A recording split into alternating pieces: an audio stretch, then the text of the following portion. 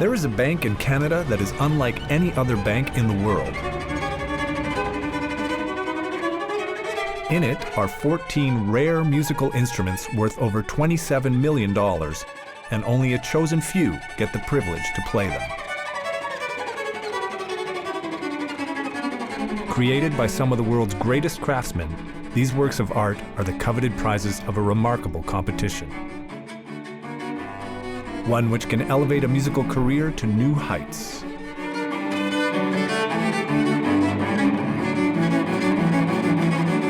Welcome to the Instrument Bank.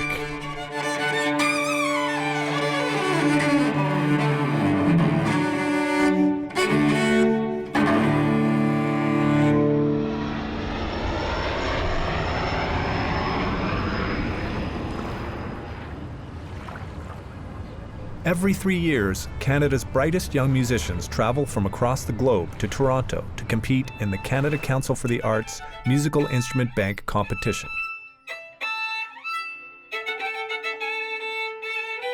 30 young virtuosos are vying for the chance to choose from 11 violins, 2 cellos, and 1 cello bow. You grow so much with an instrument like that, and it just brings you to a new level.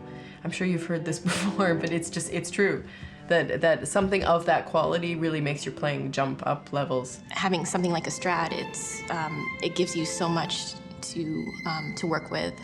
Like a violin of that name, it kind of gives you a standard of the type of musician that you'd be, I guess.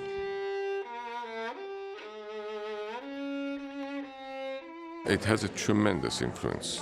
These instruments are going to be of great influence on the career development of these young artists and will help them, will enhance their chances of winning, performing, and succeeding and having long careers. They end up having recording deals. They travel with these instruments around the world. Some of them end up winning outstanding, prestigious awards. But it also helps these young artists to find themselves, to sculpt the music. These hybrid violins demand more of the artist than a lesser violin would. So it helps elevate their level of expertise and playability.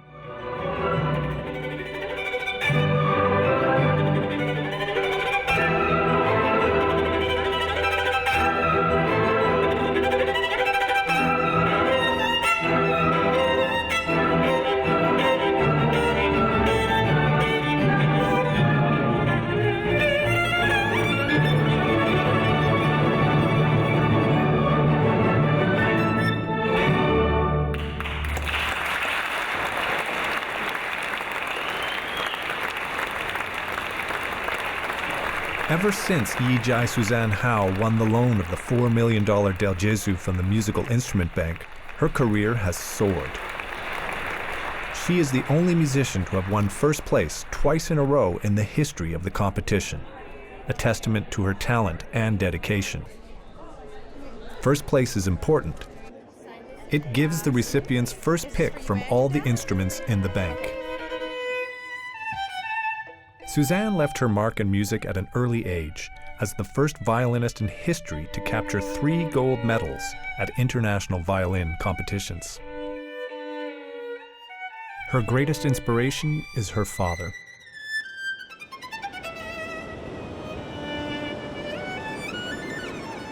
My father is actually my teacher. He's a violinist himself. Both my parents are violinists, and they played in the Shanghai symphonies, and he was actually leading and directing 3 symphonies over there. Unfortunately, with the Cultural Revolution, they had quite a difficult time pursuing classical music because at that time it just wasn't permitted. But my father, very determined, he would board up all the windows and practice in a complete dark room, soundproofed room. Nevertheless, he was caught playing his violin, detained and interrogated for his political views. He was isolated, imprisoned for 33 days because he played music. And it was in a stairwell where he couldn't even stand up. And I mean, there's tremendous frustration and tremendous desire for justice, but then there's also on the flip side, there's the idea of hope. Eager to start over, the Howes moved from Shanghai to Mississauga, Ontario, where Suzanne's career would begin.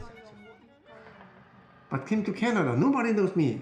I have to start over again. That could be very difficult. And I was wandering on the street. What is my future? What is my career? What am I supposed to do? So that time I totally get lost. So I thought, why not just train my daughter? Let's start again. That's how I started.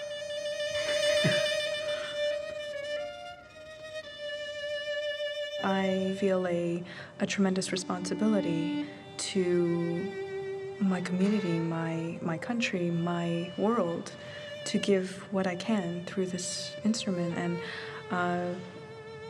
many times my parents went through such difficulties just to be able to play music, and as a result, I've never taken that for granted.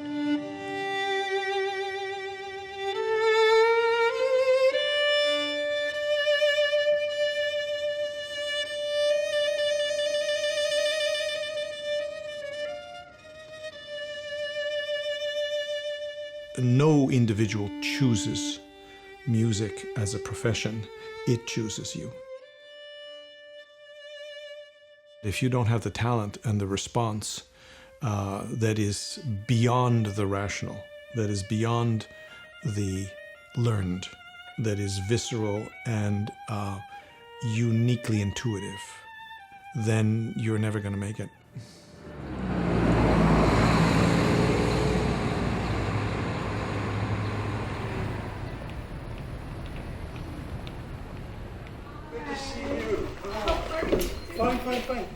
Having won the competition twice, Suzanne must finally return the precious violin. Welcome back. According to the rules, she cannot win the Del Jésus a third time and must part with an instrument that she has grown to love. I think it's a very rare thing to find an instrument that so perfectly represents your voice.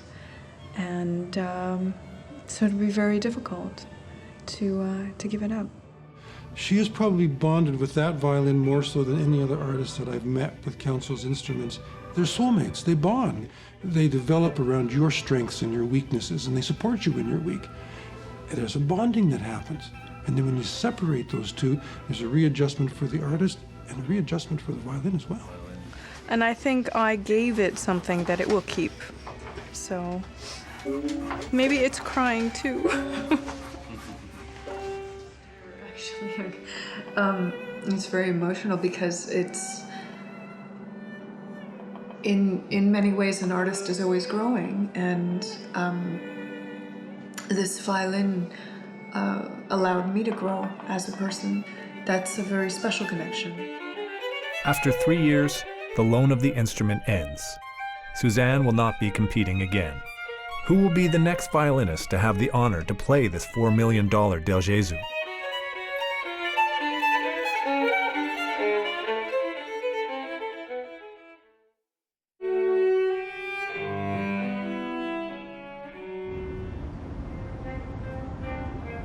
After a lifetime of preparation, they have one chance to impress a jury that will decide who will win the privilege to use these legendary instruments for 3 years.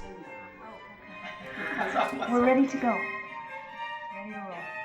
This is their chance for the opportunity to borrow and perform on one of the world's finest musical instruments. We're looking for two elements, really. We want to know that these players are highly accomplished players. Many of them have masters or even working on doctorates in performance. They are extremely talented. I would say they would be the crème de la crème of Canadian young string players.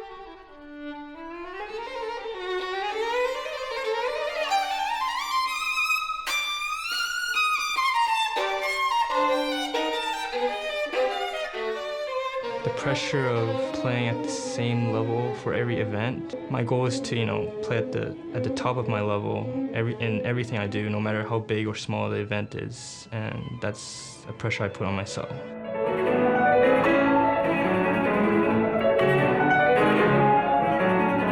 jury consists of 3 distinguished experts who know what it takes to thrive in this highly competitive field. They have to be able to be ready to be launched onto the international stage, a complete artist.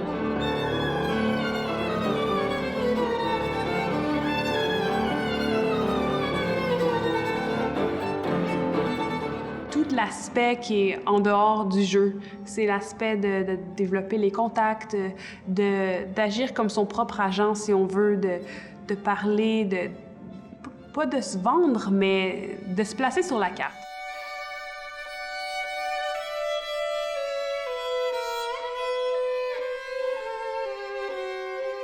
Of course you don't win them all. And of course, you know, what we present to the world as our success, it doesn't mention every fall, every disappointment. For them, this is really a big thing. And let's not forget, this is not easy. To walk out here, to have 3 people sitting here who are here to make notes and to compare you, that's a lot for young people to take on their shoulders.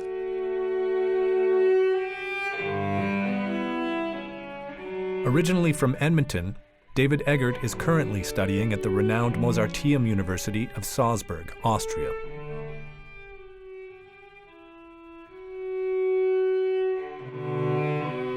I've been playing cello for so long. I can't imagine my life without it.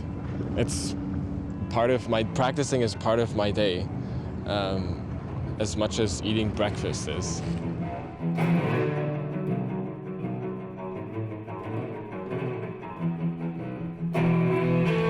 The thing is with this instrument, even sometimes regardless of how it sounds, just having the name of a Strad attached to you. Oh, I'm so nervous for this.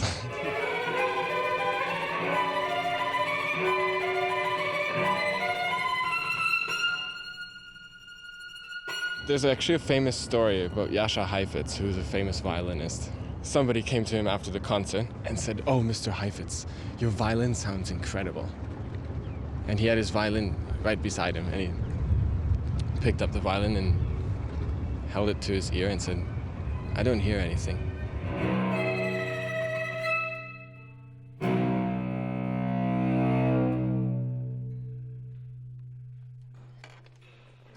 We ask the sort of questions such as, if you're successful and you get an instrument, you're going to have this for 3 years. So where do you expect to be in 3 years, and what are you planning to do with this? I have a few recordings, and none of them, I'm not proud of any of them, so at least proud enough to sort of give them to people. Sorry to stop you. Yeah. Well, I haven't heard your recordings, but what makes you say that you're not proud of them and you release them? What makes me not proud of them? No, but you have to be careful to allow something that you're not proud of to be released. Yeah, that's why I don't. No, I don't that's why really- he's doing Sorry. Yeah. Just a word of caution.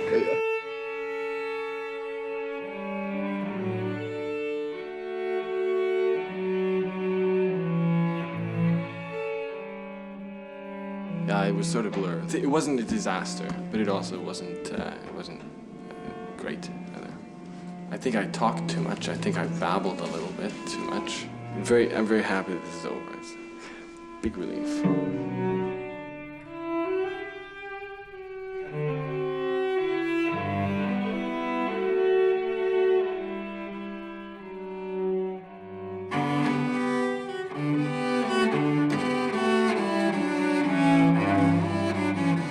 Sue Bay, the first place cellist in the last competition, hopes to win again and hold on to the $8 million Stradivari, one of only 9 Strad cellos in the world. Audiences travel to see her and the illustrious cello wherever she performs. When I first heard that I won first prize, this cello, I was just crying. I was like, oh my gosh! I couldn't believe it because it was like a dream come true.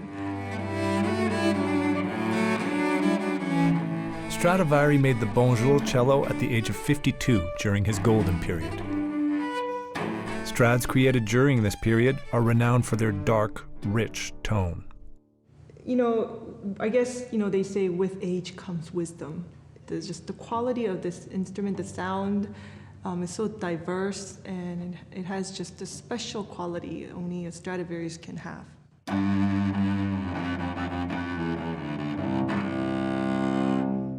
It's beautiful. It just sings. It's so deep.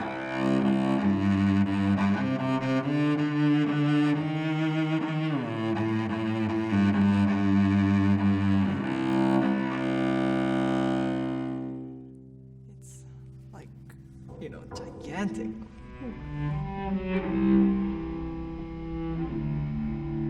You know, I have a voice that I hear, an emotion that I want to display, and I hear that first in my head, and I use my cello then as a tool to bring that emotion outside to the cello.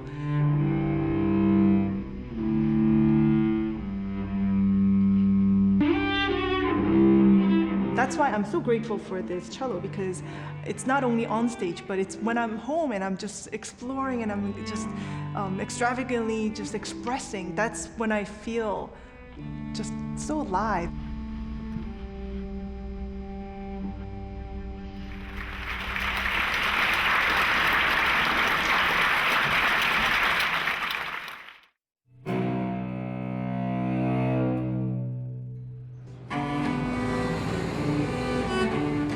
Sue Bay wants to play the Stradivari Bonjour for another 3 years, but to do so is a challenge. She has to return the cello to the council and audition without it. To give away your baby, I'm sure it's totally sad, and you don't really know how it feels until you get there. So I won't know, but you know, I know whoever has this instrument will bring joy to many people. Hi, how are you? Good to see you. I see you have you have cello and all. Saying goodbyes and things? Yes, I did. I've had my farewell to... Ta-da! Ta-da! Bonjour. Yes. I'm sad, but you know, life goes on. Yeah, it's a turning point. How's he look? He looks okay? Looks fantastic. Great. What are you going to be using for the competition? I don't know yet. Actually, I have a problem with that. So, want to try a few cellos here and see if there's something. That'd be awesome. That'd be amazing. Okay. Sue is in a dilemma. Her own cello is in desperate need of repair, but if she borrows another, there's very little time to get to know it. Looking for open purflings. I've already found some open seams. I found some old cracks that are open on this beast. This one old crack here is really open. I'll glue everything up, and if she doesn't pick another cello, she's gonna have to play with this beast. It's a real hunk of junk, this thing.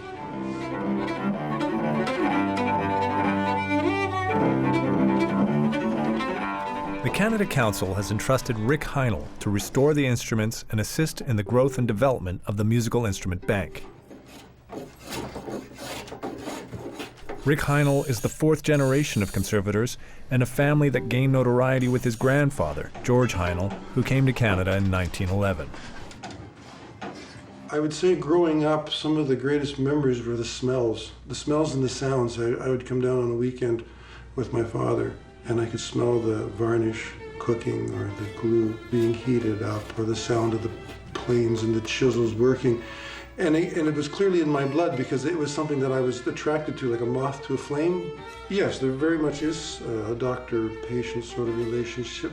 These instruments are like a right hand to these people. They're their confidants, they're their best friends. They're, I wouldn't say lovers, but in some ways musically maybe so, but they're part of these people's lives. If you take that away, you take an appendage away, you take a child away from them.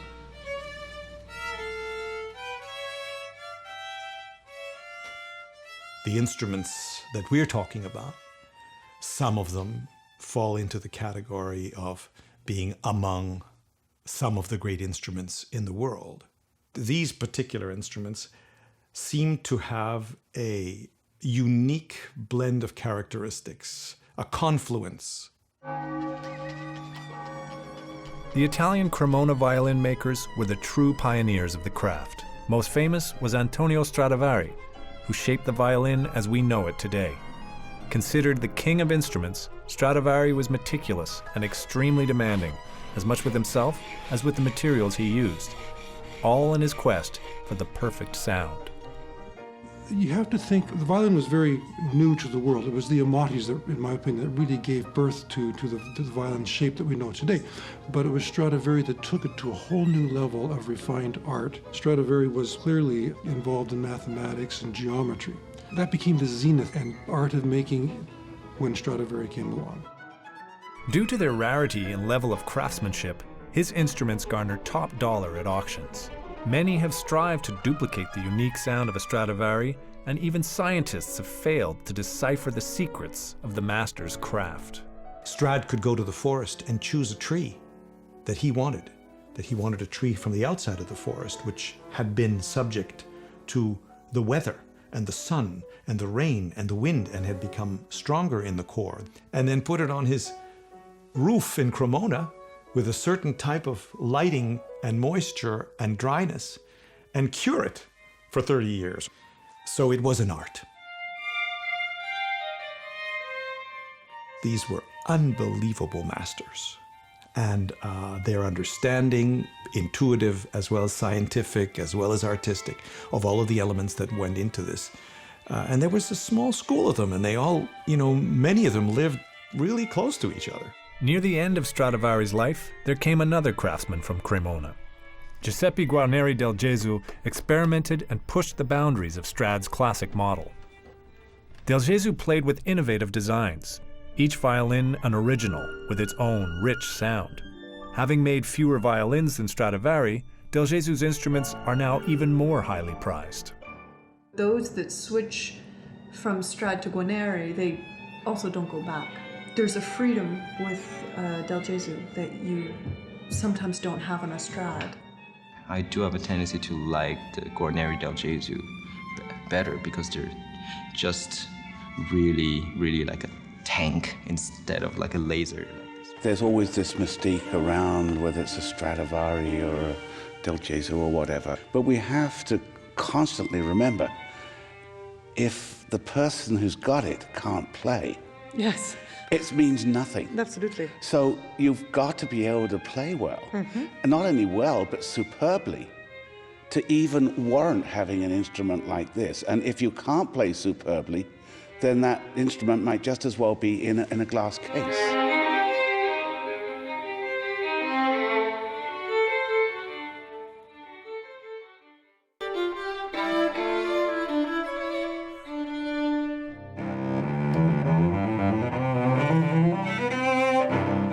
Having returned the Bonjour Stradivari, Soubé decides to play with her own cello, repaired just in time for this important audition.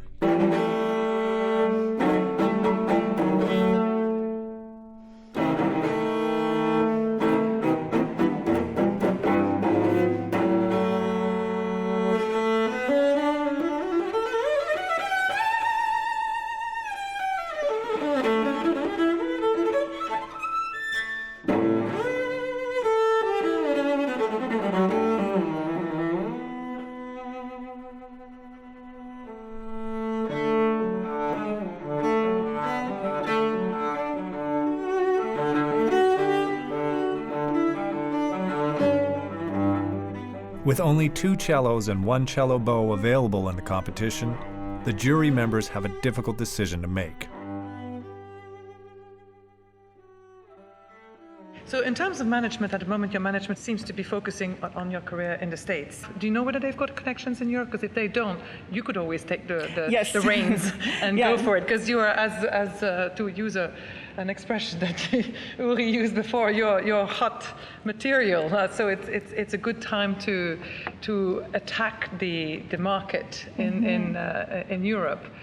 The management helped me out a lot, but also the Canada Council has helped a lot in my next level, just reaching the next level, because having this amazing cello, it was such an honor. And everywhere I took this cello, it was just, Mr. Bonjour arrived, and it was just really wonderful that... A great instrument will be one in which the limitations are always yours, not the instruments. So that's what defines a great instrument. Dennis Brott was one of the founders of the Musical Instrument Bank. In 1987, he helped acquire the bank's first instrument, the 1706 Tekler cello.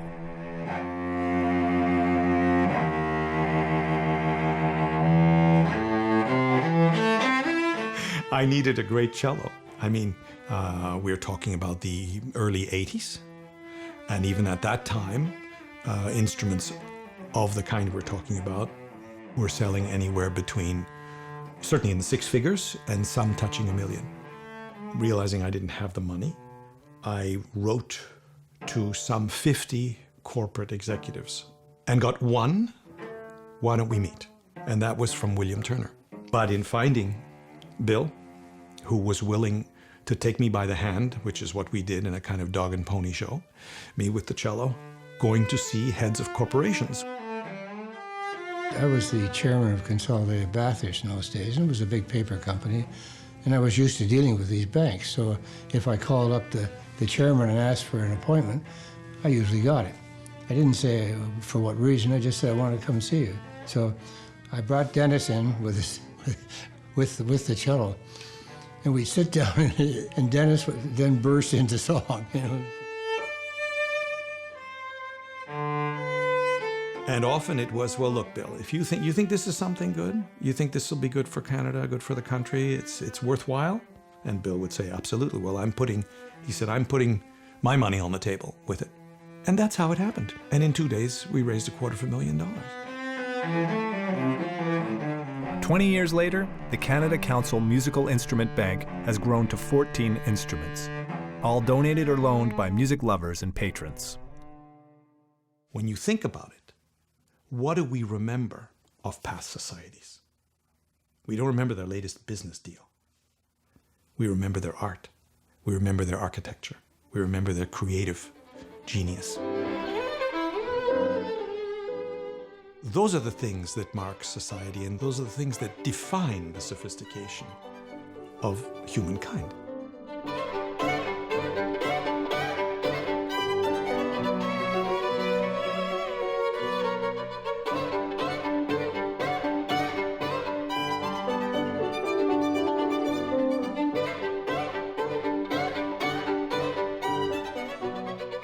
Marie-Ève Poupard, a 21-year-old soloist from a small town in Quebec, is a first-time competitor in this event. C'est peut-être pas tout le monde qui veut devenir soliste, mais c'est mon cas. Puis en tant que soliste, mais même quand on fait partie d'un groupe de musique de chambre, on a à parler avec les gens, puis tout ça.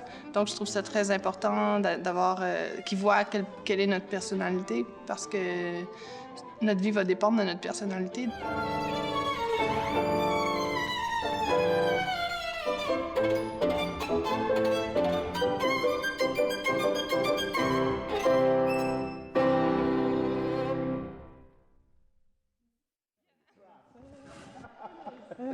You seem to be enjoying yourself. Yeah, it's why we play music. Yeah, you smile a lot, which is nice when you're playing. It's good for the audience too.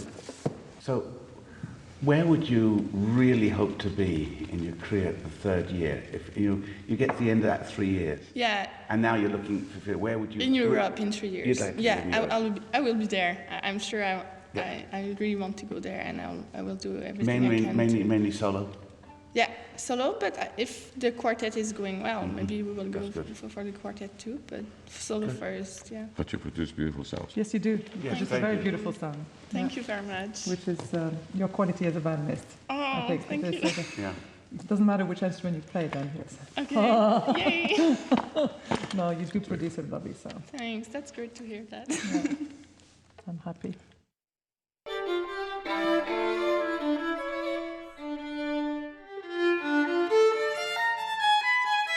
With millions of dollars worth of instruments at stake and the competition heating up, there is no room for error.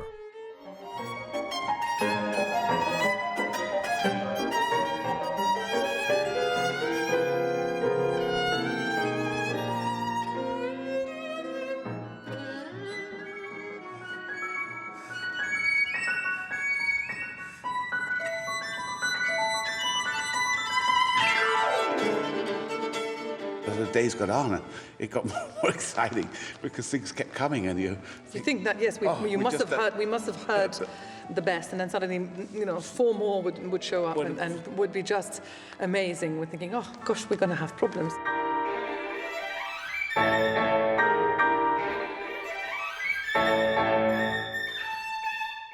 When somebody really plays well and plays really musically, you don't even think about the technique.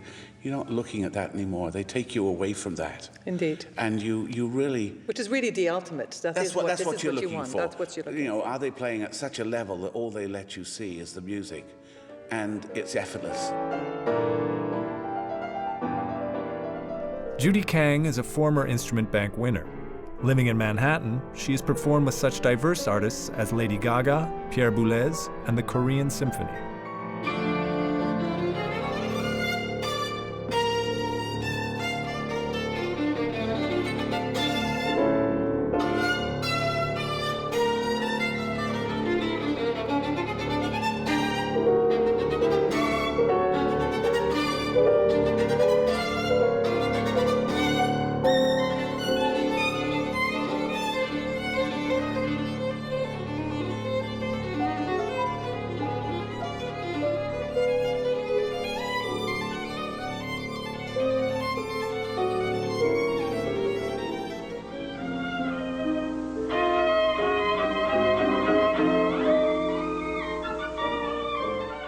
Judy began her solo career at the age of 4, and by the tender age of 17, she graduated from the Curtis Institute with a Bachelor in Music. I won a violin. I won a Stradivarius the first time I did it in '97. And at that point, there were maybe 2 or 3 violins. And now it's up to 11, I just heard.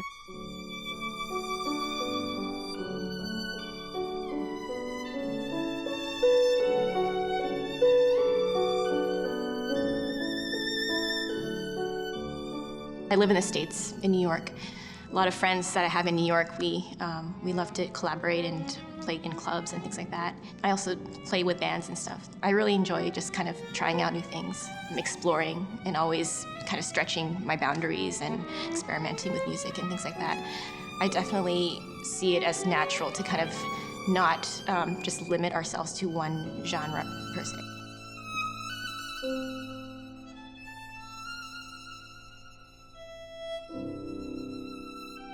Difficult choices, but you're showing you're showing the whole package, I think. But I definitely believe that there is something to be said about playing on an instrument, even like something as great as a Strad. Like it just showed me that there's just so much that you can do with something like that too. Like you're really just hitting the surface, even when you're just playing on it for the first time. It's like, wow, great, but then you're like, wow, so much. There could be so much more that could be done to it, and I noticed that even.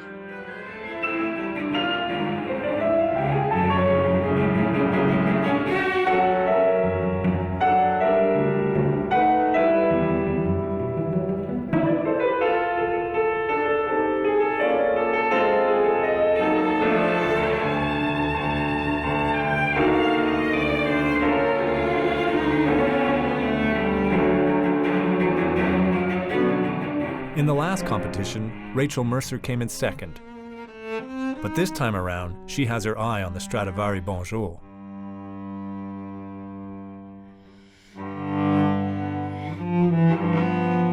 Rachel is an international soloist and member of the acclaimed Aviv String Quartet. Oh, I was pretty lucky. I have a sister, and we had a really great childhood, and our parents gave us all kinds of activities to do, you know. Music was just another activity that we did. And it was very natural too, I started at 3 and my sister at 5, so it was kind of just a part of our upbringing. And we never had to practice. It was just an activity that we liked to do and part of our childhood, so there was never any pressure to do it. Actually, my father particularly did want me to study other things also, just because he knew how hard it is to be a professional musician, to make a living as a musician. Min Jon Ko is competing for the first time. Born in Korea, it has always been her dream to play one of the world's greatest violins. Those instruments that they have at the bank, number one, like people in my financial level anyway, can't afford those ever, right? So to be able to play on something like that, I feel kind of bad talking about my violin in this way. It's okay, It's been, super loyal to me, but there are some things about those beautiful old instruments that, just can't be duplicated in other instruments that are, younger or from like other parts of the world. But no, it's very pretty though. It is. It's shiny. Very pretty. It's shiny. It's got a clean. Min is currently in residence at the Schulich School of Music at McGill University with the Cecilia String Quartet.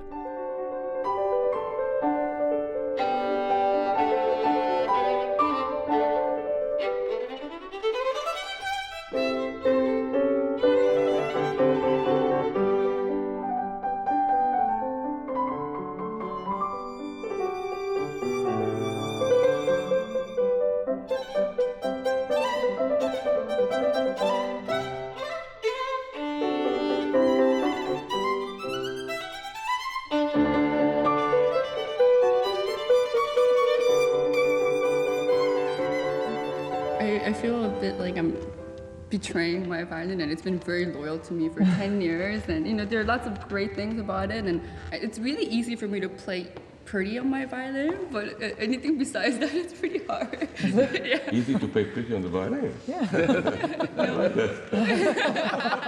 No, but then I know a lot of it is my playing too, but it cracks and it doesn't like it, and I think it's definitely a girl. It's very sensitive and it doesn't. Sorry.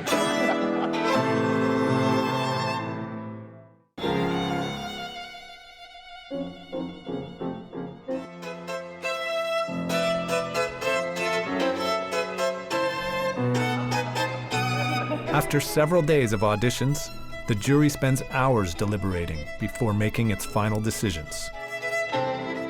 There are some candidates, they started playing, and within a few bars we knew we were talking about somebody who deserved an instrument. We all knew. We only had to look at each other and we knew. That night, representatives of the Canada Council call the winning musicians with the news that will forever change their careers. It's Janet calling from the Canada Council. How are you? Good. I'm calling with some really great news. You have been successful in the competition, and you get to choose first. Yep, I'm not kidding. I mean, she said I have good news for you, great news for you, and you won a prize. I said, oh, and then she said, you went first. And oh God, I still can't believe it. J'appelle avec des bonnes nouvelles. Vous avez été retenu. Oui. Donc, c'est fantastique, n'est-ce pas? C'est fantastique. Et ma mère a hurlé au téléphone de joie. Oh, I bet it is. Her heart's beating really hard. Since Rachel came in first, she comes to Heinel's to pick up the cello she dreamed of playing, the Bonjour Stradivari. It feels alive at the moment, and I don't know what I'm doing with it. Unfortunately, Sue Bay and David Eggert did not win the loan of a cello this time around. Neither did C-Do Park. I'm happy that I tried for this, and I was very, very happy to be given this chance to compete in this competition. I mean, it could have been happier news, but I'll be back in 3 years, and hopefully, I'll get it then. Yeah. Rachel's friend Judy Kang has also come in first in the violin category, and is faced with the challenge of choosing between a Strad and a Del Gesù. Warm. I find that has a very sizzling kind of quality to it, and this is definitely, I mean, it's bassy and big, but you've got more cushion, more dimension to carve in. Let's hear this. Yeah.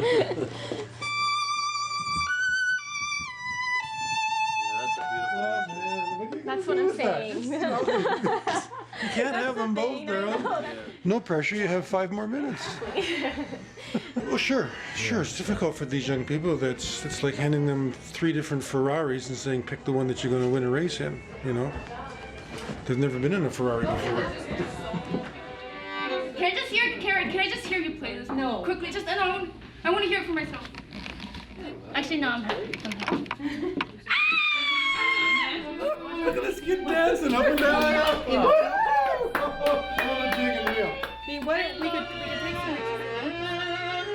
Well, it's very exciting for these young musicians to have the opportunity to play on a fine old Italian instrument. These musicians are very deserving of them, and hopefully it'll help out their careers, although in Canada it's very difficult to make a career as a classical musician. There's only 1,200 jobs in orchestras across Canada for classical musicians, period. And the remuneration is not that great either. They study their whole lives,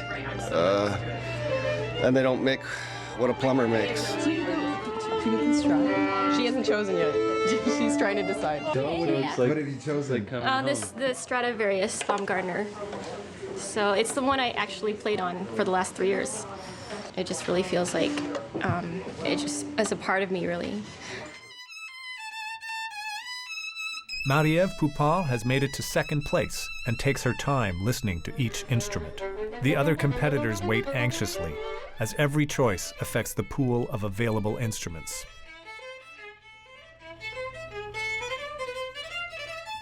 She very wisely did a blind test. Someone handed her the instrument. She did not know what instruments she had in her hands. She didn't know if it was worth $5 million or $500,000 or whatever, or who made it.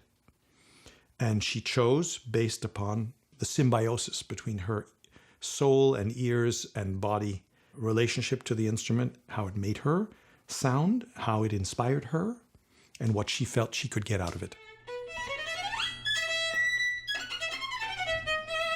She felt very pressured at the time. I remember her calling me, and I remember saying to her that she had to follow her gut, that this was an intuitive process.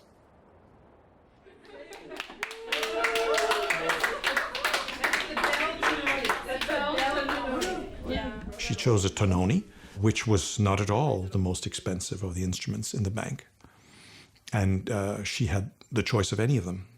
I admire her very much for her courage in doing what she did, and she took a lot of flack for it. And a lot of people questioned the wisdom of her choice.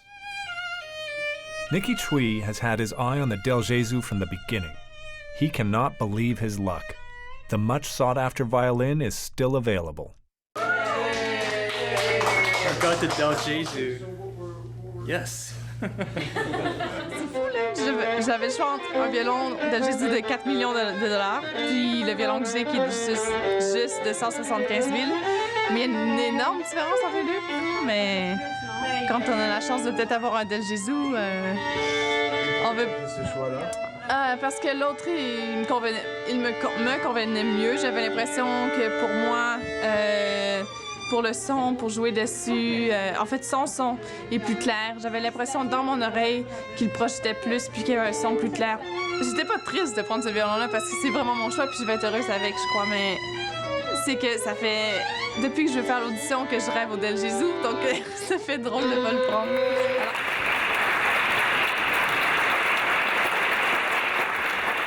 The violins and cellos are now in the hands of their new owners. Over the next 3 years, these dedicated musicians will share these magnificent instruments with audiences around the world. Passion.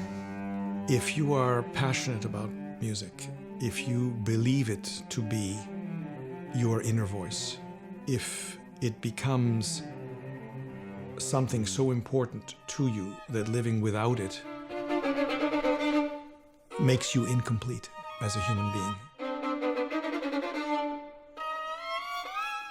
We all are expressive entities. We all feel, and our feelings are real to us.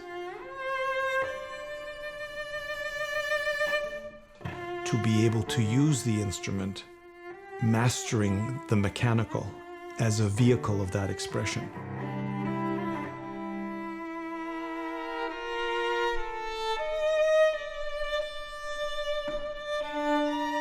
so if a person has the ability to communicate that emotive process, inspire it in others, elicit a response, they become a compelling performer.